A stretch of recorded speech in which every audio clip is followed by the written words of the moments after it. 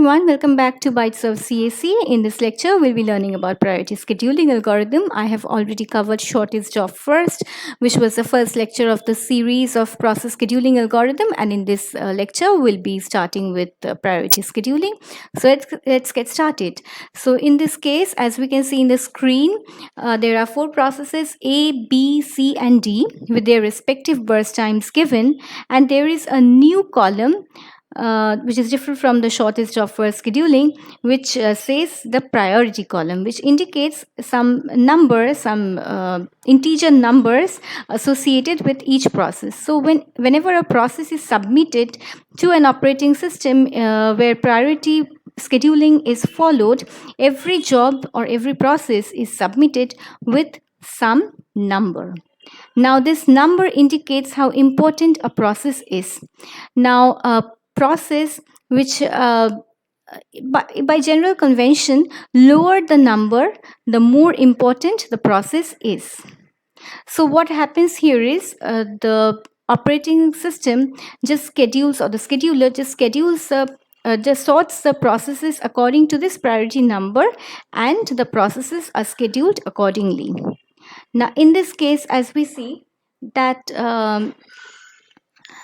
the process B has a priority 1, which is the lowest among all the other 3 numbers. Yes, all the other 3 numbers. So B is the first process which will start executing.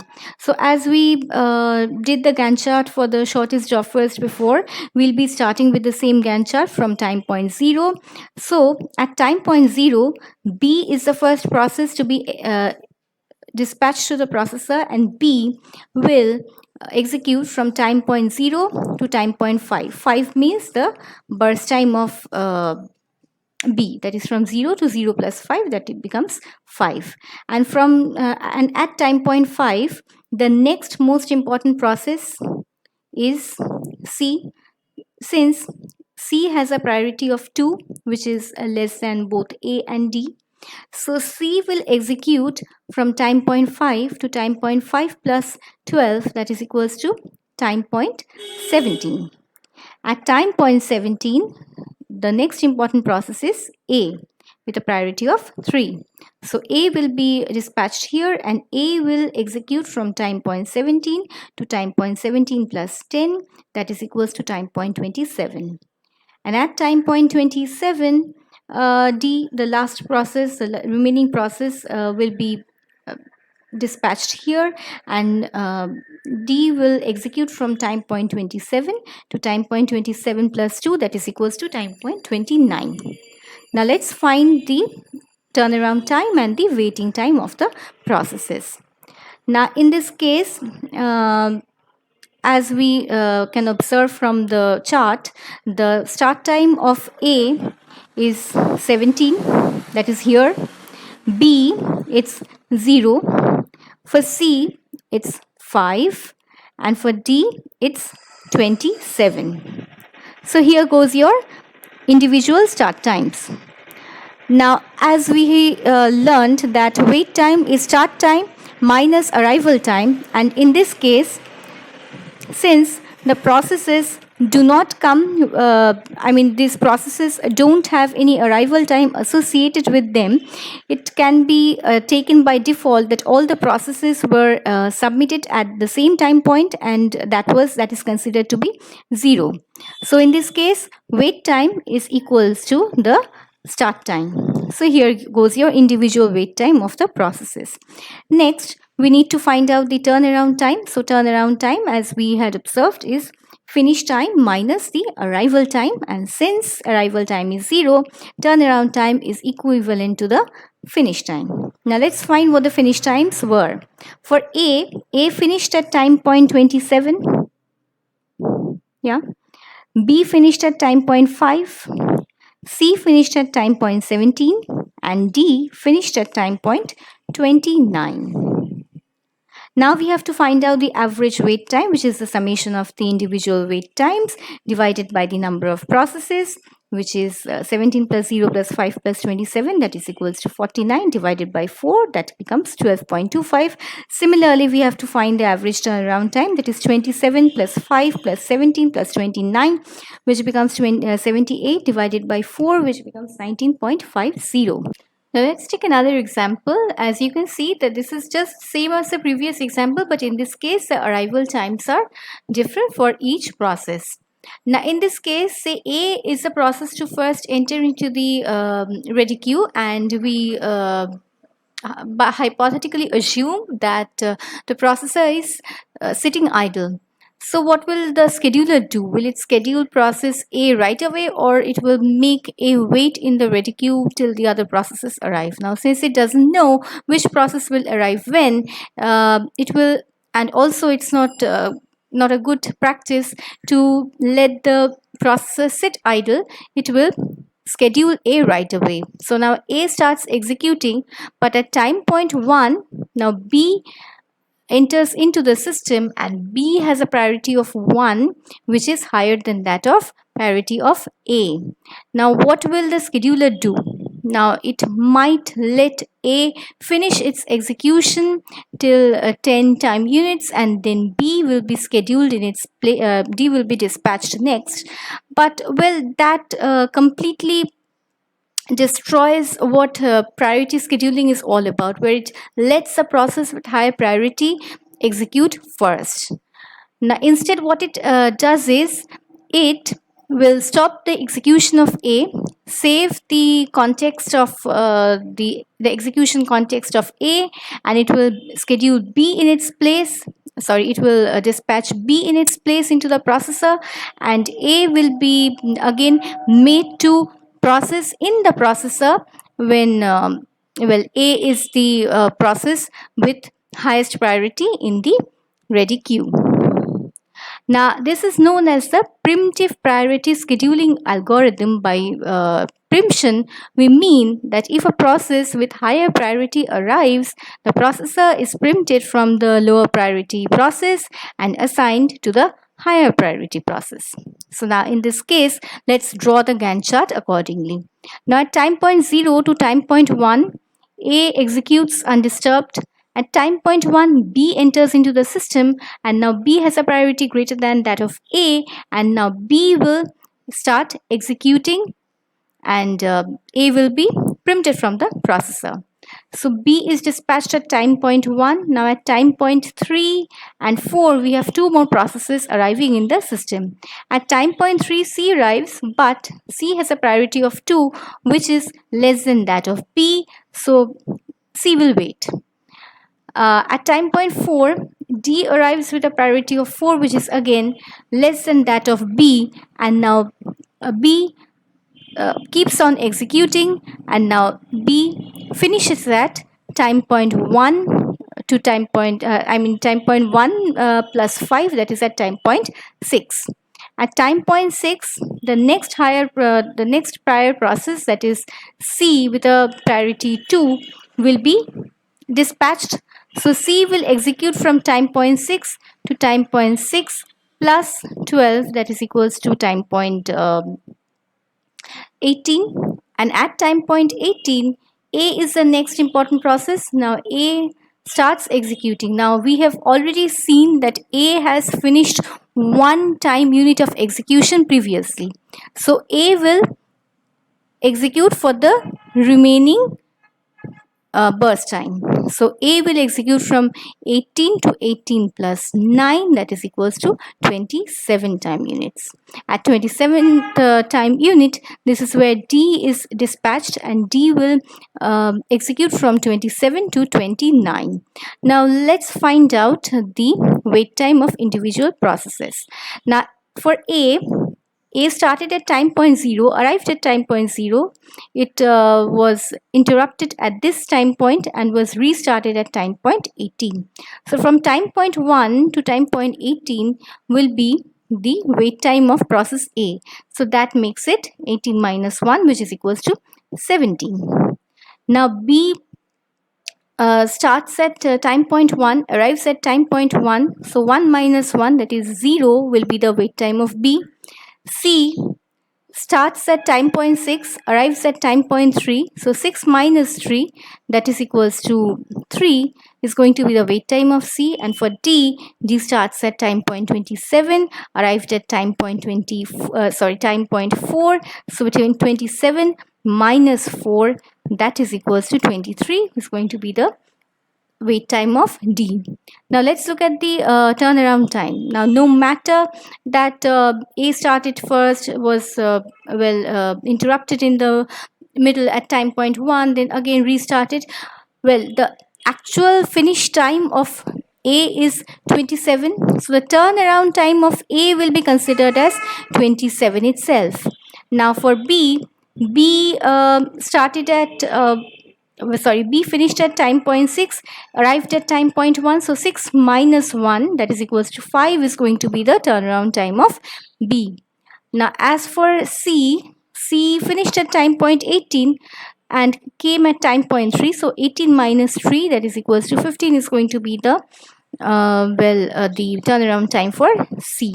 And for D finished at 29, arrived at 4, so 29 minus 4, that is equals to 25, is going to be the turnaround time of D.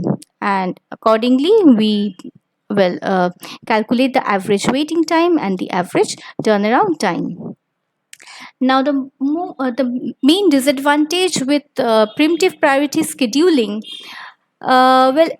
if I talk about advantages, well, there is no advantage in, if we talk about, if we take into consideration the average waiting time, the average turnaround time, nothing can be said that if it is better than the other algorithms, as I said in case of shortest job first, because, the processes come with a priority and you don't know what the burst time of the process is. Like burst time and priority may or might not be related. It is not that a process with a higher burst time will have a lower priority. So nothing can be said about the average wait time or the average turnaround time for a priority scheduling or a preemptive priority scheduling. But the preemptive priority scheduling suffers from a disadvantage, which is the starvation. Now I have covered starvation in detail in the shortest job first scheduling algorithm, so I will ask you to just go through that video in order to understand that better using an example. So now it seems that there is a solution to this starvation problem in case of preemptive priority scheduling. Now since this priority is a number and priority has nothing to do with the burst time, so what we do is, after a certain time point, if we see that a process has been waiting for a long time, the priority of that process is increased. That is, say we have a process A which is waiting for a long time with a priority of 3. So after a while, if we see that A is still waiting for the processor, we will increase the priority of A, or in other words, in this case, it will be 3 minus 1, that is equals to 2. So what we are doing mathematically is we are decreasing this number. And since we have said that higher priority means lower this number, higher the priority, so we are saying that we are increasing the priority of A by 1. So in this way, the priority keeps on increasing till the process gets a chance to execute in the processor. So this is known as aging, where the priority of a process is increased incrementally after each time interval. Now, as per the questions are pretty straightforward from this short preemptive priority scheduling and the priority scheduling. Like this is an example question which I have taken from GATE 2005 IT paper. So it says that there are 3 processes, P1, P2 and P3, and see, in this case they are saying that P1 has a number 10 which is highest. So if it is the other way around, that is a high priority number indicates a higher priority, it will be mentioned in your question paper. So P1 has the highest priority. P1 arrives at time point 5. Then P2 is a priority which is a middle kind of a priority which is 9, and it arrives at time point 3. And P3 with the lowest priority arrives at time point 0. So now they say that we have a choice of preemptive or non-preemptive scheduling. In preemptive scheduling, a late arriving high priority process can preempt a currently running process with a lower priority. In non-preemptive, as I said, late arriving high priority process must wait for currently running process to complete before it can be scheduled to the processor. What are the turnaround times of P2 using preemptive and non-preemptive scheduling respectively? So they are just concerned about P2, not the average preemptive and non-preemptive scheduling turnaround times. So in this case, let's start with the simpler one, that is the non-preemptive one. So as we can see here, let's draw the Gantt chart. So at time point 0, P3 is a process to arrive, so P3 will start executing. Now at time point, so P3 will execute from, since it's non-preemptive, P3 will execute till completion. So P3 will execute from 0 to 0 plus 15, that is equals to 15 time units. Now at 15th time unit, 15 second in this case, P1 and P2 both have arrived. Now among them, between them, the process with high priority is 10, this is P1. So P1 will be dispatched into the processor and P1 will execute for the next 20 seconds. So P1 is dispatched here. P1 runs from 15 to 15 plus 20, that is equals to 35 time units. Now at 35th time unit, or sorry, second in this case, P2 is dispatched and P2 will run for the next 10 seconds. So P2 will run from 35, P2 starts here, so P2 runs from 35 to 35 plus 10, that is equals to 45 seconds. So the turnaround time of P2 will be finish time minus arrival time, so 45 minus 3, this is the arrival time of P2, that is equals to 42. Now let's find the preemptive scheduling. So in preemptive scheduling from 0 to 3, P3 executes. At time point 3, P2 comes to the system with a priority higher than that of P3. So P2 executes from 3 to 3 plus 2, that is 5. This is where P2 will take over.